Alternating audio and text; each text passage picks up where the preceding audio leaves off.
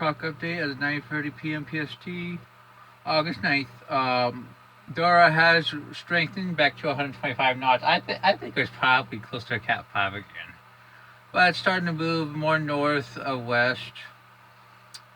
Looks like it's starting to weaken again. I mean, of course. I mean, right after the Pacific Hurricane does anything, it does this. This is an extra fuck you to them. I mean, here's the forecast track, which is so the west west west. Then it moves over Wake Island in about four, 4 or 5 days. Yeah, which is in line with the models. A lot of the models show more northward later. Some of the models show more northward as it recurves. Um, GFS Neighbors also shows this. I think it's pretty. I think it's becoming likely. The model is definitely weakening it more than AT says. Um, as you can see, I mean, major hurricane for the next 60 hours, then it weakens below hurricane, most likely by 72 to 84. So really, I mean, it's going to find last favorable conditions in the Western Pacific.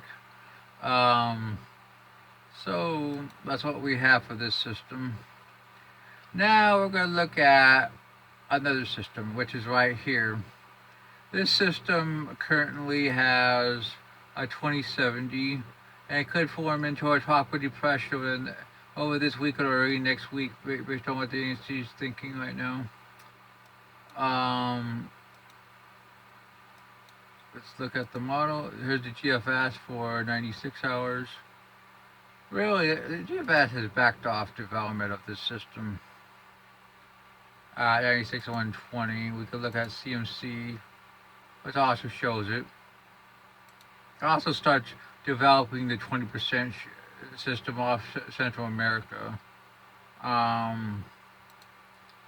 There's Icon. I think there's decent chances of development. 1,002 and 120. 1,001 for the GFS. 144. We got the system off Central America developing. I'm going to go ahead and say 40% in the next 7 days for that system. I think it's pretty likely based on what I can see here. CMC in fact makes that a hurricane still. So yeah. Lastly, we're going to look at the Atlantic, which,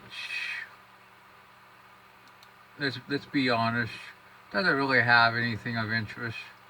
I mean, maybe this wave coming off Africa will have a chance in about 4, 5, 6 days, trying to form a low pressure, as I was talking about last night. But really, that's the only game in town right now. Here's the CMC at 96. 120. The GFS has just literally killed the system. I mean, we could look at the GFS. Doesn't even show a low pressure for 120. Icon shows a weak low pressure.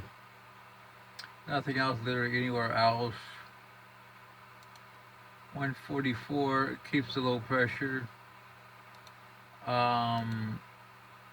CMC shows a low pressure, but really likes the system off Central America. GFS doesn't show anything. Right?